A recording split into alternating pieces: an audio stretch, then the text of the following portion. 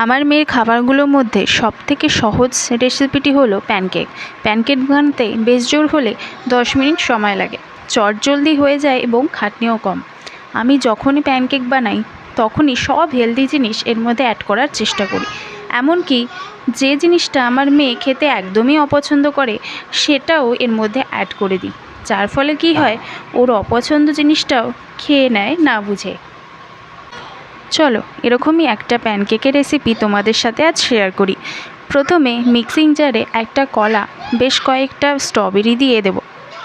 তারপর ওর মধ্যে oats, dry ফ্রুটসের powder যেটা আমি ঘরে তৈরি করি, ছাতু, ভাজা ছোলার গুঁড়ো যেটা আমি ঘরে তৈরি করি, একটা ডিম, সাথে 2টো খেজুর দিয়ে ভালো করে মিক্স করে নেব।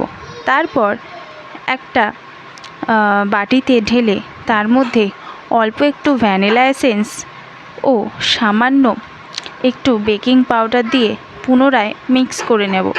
ব্যাস, ব্যাটার রেডি। এবার চাটু গরম করে হালকা একটু ঘি দিয়ে হালকা আছে ভেজে নিলেই রেডি হেলদি প্যানকেক। দেখো আমি প্রসেসটা দেখাচ্ছি। এখানে আমি চাটু নিয়েছি, তার মধ্যে অল্প একটু সামান্য ঘি দিয়েছি, ব্যাস অল্পই লাগবে, বেশি দরকার নেই। তারপরে দেখো ব্যাটারটা কিন্তু এরকম ঠিক থাকতে হবে, একদম পাতলা হলে হবে না। তো এরকমই অল্প অল্প দিয়ে ছোট্ট একদম লুচির মতো শেপ করে ব্যাস হয়ে গেছে। এরকমভাবে একটুখানি রেখে দিলেই রেডি প্যানকেকটা। এপাশ ওপাশ ভালো করে সেঁকে নিলেই প্যানকেকগুলো সব রেডি হয়ে যাবে। দেখো আমার মোটামুটি কমপ্লিট। এখানে আমি 5টা প্যানকেক হয়েছে আমার ওটুখানি ব্যাটারে।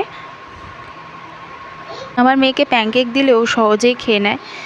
যদিও এটা একটু মিষ্টি করার জন্য আমি একটু মধু অ্যাড করি। হ্যাঁ, যেটা ডাবারে যে মধুটা পাওয়া যায় ফার্মাসিতে, আমি ফার্মাসি থেকেই নিই। তো সেই মধুটাই আমি এখানে দিই। ওর ভালোও লাগে খেতে, একটু মিষ্টি মিষ্টি পায়, ও খেয়ে নেয়। এই যে মধুটা, এই মধুটাই মুখে দিই। আর দেখো এখনও কতটা খুশি প্যানকেক দেখে। ও বেশ জোর হলে 2টো কি 3টে এরকমই খাবে, ব্যাস।